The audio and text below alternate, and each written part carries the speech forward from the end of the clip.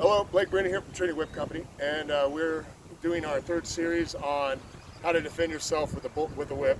And in this series right now, what I'm going to do is, before we get to the interactive training we'll do in a couple days, but we've got a storm coming up and have had these warnings, so I've only got a couple hours before I need to head in, and then when the rain ends in a couple days, we're going to break it back out and get a partner in here and show you some interactive training in close quarters.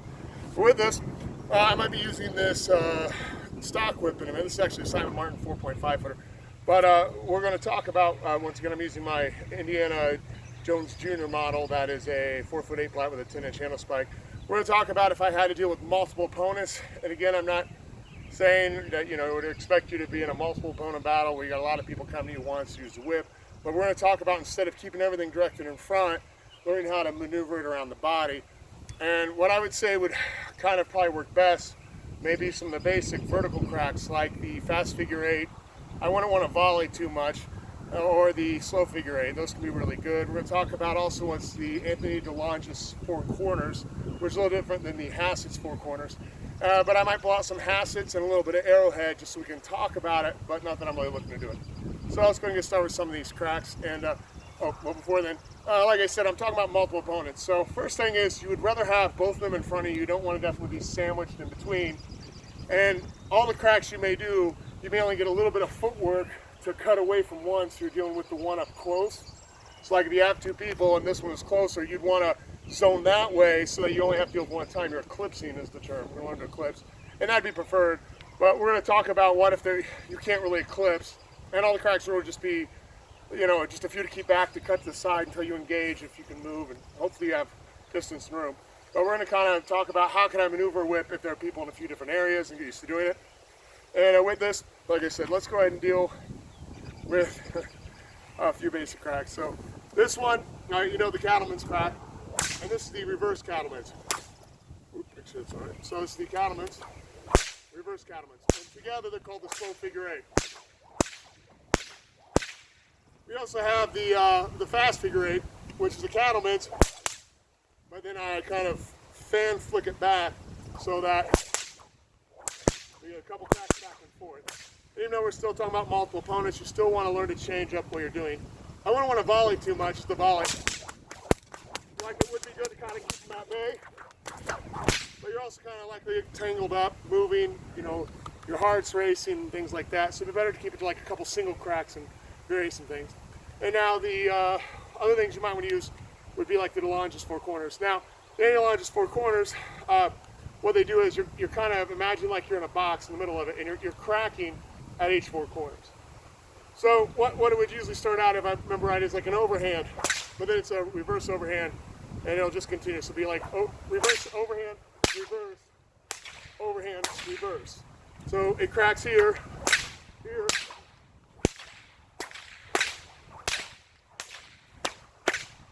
and so you'd want to kind of see how that could kind of find the directions. But that's another nice thing about the overhand and reverse on the horizontal plane. You could go back and forth.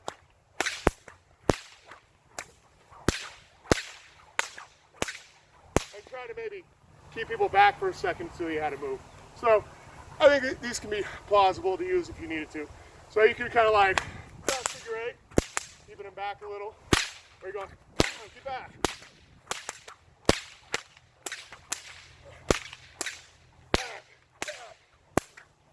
Use those if needed to kind of hopefully spread some distance and make a move. Now, we'll do the stock whip on this. There are some more advanced one-handed whip routines that, they're really good and flashy, but once again, the more complicated you get, like the volleys, the more likely you'll mess up on a beat. But as I said before, you don't need to make a crack to really hit with this. So maybe you can't get these going, you could just swing it around in a nice sweeping mark if needed, and kind of like taking a staff and then just swing it around real quick just to clear the playing field. So even if you can't do the four corners great, you can still at least have that area covered and get back to your cracks.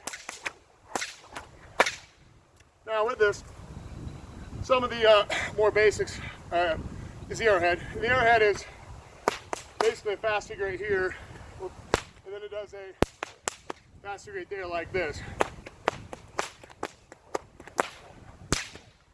And so it kind of could create a shield of cover around you, but there's nothing going on in behind. And you could try the front, but like I said, it starts getting more sprack to have to keep up with it, much less when you're moving and turning corners. So it's better to keep it a lot more simple cracks than it might be to really try these really nice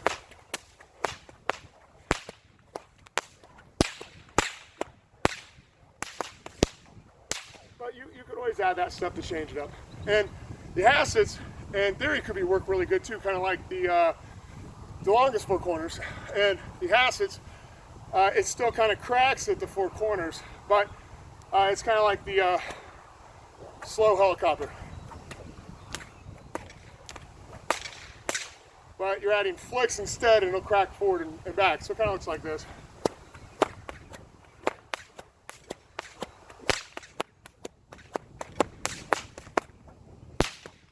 I missed a few of those in there, but like I said, it can almost work because you're popping here and popping there, and in between you're quickly cracking back there, and it kind of goes in a similar diagonal like the longest does, but it'd still be on the overhand plane.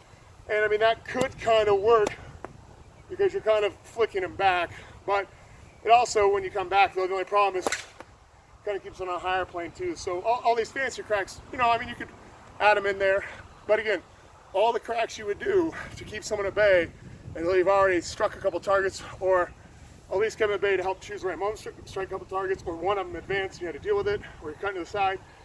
Probably won't have time for these fancy routines anyways. And with that being said, it's nice to learn how to do these other one-handed cracks, and you could probably use some elements you might want to flow into from what I'm kind of giving you. But once again, another thing to work on before we get this video, the other videos out, is like I said, think about multiple people, like a guy over here and a guy over here. You know, maybe you can back away and try to get them both in front of you, not just be directly in the middle where you're kind of looking both ways. But again, like I said, you know, being able to kind of pop them back and forth and then throw that other offbeat, or that, as I talked in earlier videos, the breakaway can be really good. So in between this, at least doing this, you can kind of mix it up and still kind of throw them off their guard, because they're always seeing this, like the same thing, or if they're seeing the, whoops, let me do it again, but they're always kind of seeing the same thing, they might be more inclined to, like, as soon as they're seeing their moment, like, as soon as it passes, I go. As soon as someone passes, I go. So as soon as it passes, they would maybe charge it. Not that you can't get back and still be striking whenever you need to get out of the way, but you know, you need to take that into consideration. That's why we want to change our patterns up a little bit. Now, again, I don't endorse carrying a whip, looking to get in a fight. Please, kids, don't go to school and grab a whip. Don't start buying whips, hopefully two-whip fight. Don't grab your friends like you're on Fight Club, you know, making your own Fight Club where you get together and whip fight. You know, while it would be maybe fun to get full gear so no one's hurt and try to play back and forth, first of all, the odds you having a whip to use and it on hand and you can use it unless you carry it, probably not going to happen that you have one. Second of all, that your aggressor is some deranged whip cracker coming after you with a whip, and then you can get your whip. Again, there's folly, like sword fighting. You know, I've done a little bit of everything in my martial arts training. You know, I'm a full instructor in Bruce Lee's Jeet Kune Do Kali under Denver, Colorado, in Chicago, under Marcelo C. Montero, and where his home base is Indianapolis, but he teaches globally. I'm a black belt first stripe, and I teach his kids and junior adults. And I've got more than enough training. But with this, sword fighting is a part of things I've learned, and stick fighting and knife fighting, sword and shield. I've done a little bit of everything. Whips, you know, it's all kind of coming to it. OC pepper spray, tactical firearms, home evasion, multiple opponents, MTN versus weapons, things like that. But with this, when you would do a sword fighting is really an extracurricular exercise, which can be fun with that exercise. But you got to realize you'll probably not have a sword in hand, and if you did, the odds of finding another man in a perilous life or death situation with a sword, again, it's not really going to happen. So when we cover, you know, me with interactive target, we're going to do a little bit of I had a whip and he didn't. We'll do a little bit of I had a whip and maybe he had a knife, maybe he had some sort of hand, like a, you know, in his hand like a club or something that's not so sharp, but it's definitely blunt. And we'll do a little bit of that because it's almost more plausible that he may be armed or unarmed when I do this. And if I ever was to use a weapon against an unarmed opponent, first of all, this is about as passive as you can get. Yes, this could break some finger bones, and hitting in the eyes would be more than enough, like OC pepper spray, even worse. Blinding a guy enough to where he's out for the count so you can fight and flight, or enough to put him out with a fight permanently and get to the next guy. You know, people can say, oh, I can take an eye strike, but you really stick someone in the eyes and it'll be 5-10 minutes so they can see again, which buys you enough time to finish them off or take care of escaping or protecting others or the other guy. So getting this in the eye would be even way better than a nice palm or eye strike right to the eyes. So once again, this is still, though, a very passive weapon.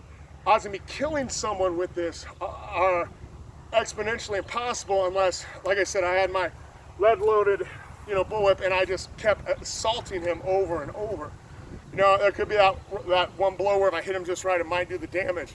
We can talk about if you had you're just striking, you're not trying to kill someone, you're just trying to strike, and whatever they give you, you've got to hit and take care of. But my overall goal is, I'm going to defeat this guy and kill him because he's attacking me. It never really goes in your mind, or this shouldn't. So with this being a passive weapon, you need to understand it's a passive weapon. I mean, whoever decides to arm themselves with a whip, they could use a knife, they could use a gun, they could use other things. So for me to pull a weapon, like a nearest screwdriver I found or something to defend myself against an unarmed opponent, first of all, if I saw a guy in my house and I had nothing available, I would of course grab it, regardless whether he had something or not that I know of. If I knew it was coming up and he didn't have a weapon, depending on who I've got to protect, if I had my kids with me, and I'm just like, I can't lose this and I can't spend much time, I might pull or grab a weapon. If I saw someone assaulted and I had time to grab one of my weapons, still I need to go over there and stop it. So to actually grab a weapon, a few things have to happen. To me, one, I would say I'd have to be outnumbered, because what would I be doing that would cause 2 or 3 people to want to bodily harm even if they didn't have a weapon? And multiple people attacking you at once is the same thing as a deadly weapon. I mean, you got 3 people, that's 6 hands, 6 legs, elbows, knees, everything, clawing, people just bashing you, getting on the ground and kicking you and stomping you, steel-toed boots, you name it. So, I would want something to even the odds, and I would grab the nearest weapon. These are determinations I make. You got to make your own determinations, and making determinations beforehand can help you with it. But like I said, I'm not endorsing you do this because you want to be a whip fighter or try to get a whip fighting club with your friends or do all this. You want to do this stuff, wear gear, be safe. If hopefully you've got to be above the age to try this stuff. If you're below it, definitely have an adult that knows what he's doing and have gear and talk about it. But I'm not trying to get this world going or say that this is the future of anything. But it's fun to know how to do this, and a lot of you whip crackers, I don't think, ever really had this approach, because, how many people in the world would be me that's done what I've done and do what I do as a whip maker and a whip cracker to even put this together quite like this, although other people have done this. Just my take's a little bit different with the in-depth training I've done. So stick tuned for the more interactive videos where we talk about what values of what I'm trying to hit and assign, and what I'm going to do with how I'm going to handle other things, like when you get some too close, whether it be forward or reverse grip. And I don't know if I'll get too many videos about the curved loop, or that Devon just talks about, or really nunchucking, or trying to flail someone around or whatever. Not that you can't. I think he even talks about making it like a chain weapon. And you can do things. I think it's called the chain. It is the Chinese thing where they chain spear or whatever. So I mean, you can do a lot of cool stuff if you want. But again, in the realm of I grab this and I go, it's got to be simple. It can't be really, really crazy tricks here and there, or having it wrap around your body too much, because while I'm cracking this, not time wasted is enough time for somebody to come in. It's got to be a constant barrage. It's only going to last a few seconds. There's nothing wrong with all these really cool tricks where you can learn to crack it and then flick it back and stuff. I mean, it's really fun stuff to do. I'd call it definitely, if you're worried about protection right now or trying to be effective protecting, some of those would be more on the back burner, more like the perfection side of, that'd be really cool to do and I want to work on that. So have fun, be safe, wear goggles, wear a hat, leather jacket, long pants, something so you don't really get hit. When you get hit, it won't hurt so much. I know it talks about this can break bone. I'd have to be in the receiving end of a really hard one probably to actually do more damage than actually just breaking fingers. But you can break a finger easy with this. And the eyes are, perfect targets. I doubt you're going to break a forearm, with this. If anyone has ever heard of somebody getting their wrist broken from this, I'd love to hear about it. I just don't think it's physically possible, but it will cut. You put nonsense, it'll slice. But you're more likely to, when his hands are out, hitting those fingers and breaking the whole of them all across, and breaking several of them maybe. And then plus it wraps around your rib, it'd easily break fingers. So that's why some of the targets we'll talk about is the hands and the face. We'll get to that videos. Thank you for indulging and enjoying this video. Again, my name is Blake, Trinity Whip Co, and I hope you have fun with this and look at it as an extracurricular activity and exercise. God bless and have a good day.